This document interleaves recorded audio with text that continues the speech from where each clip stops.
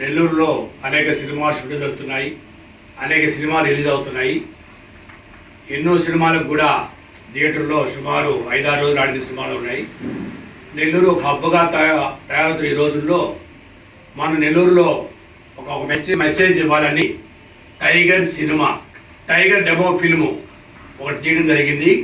దాని ఉద్దేశం ఏంటంటే సమాజంలో జరుగుతున్న ఈ డ్రగ్స్ మాఫియా మీద బలవుతున్న కొంతమందిని కొంచెం మార్పు తేవాల ఉద్దేశంతో ఈ టైగర్ డెమో ఫిల్మ్ తీయడం జరిగింది.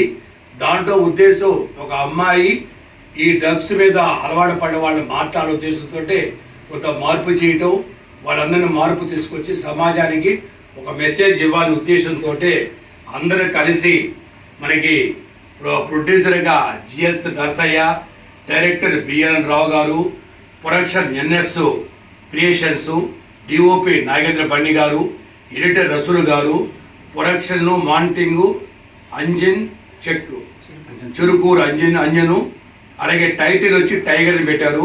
హీరో వచ్చి నరసింహ, హీరోయిన్ వచ్చి అఖిల, రూఫియా, వీళ్ళందరూ కలిసి ఒక డెమో ఫిలిం జరిగింది.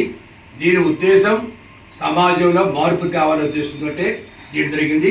భవిష్యత్తులో కూడా మరిన్ని డెమో ఫిలిమ్స్ దాని మీద సినిమా తయారు కోరుకుంటారు.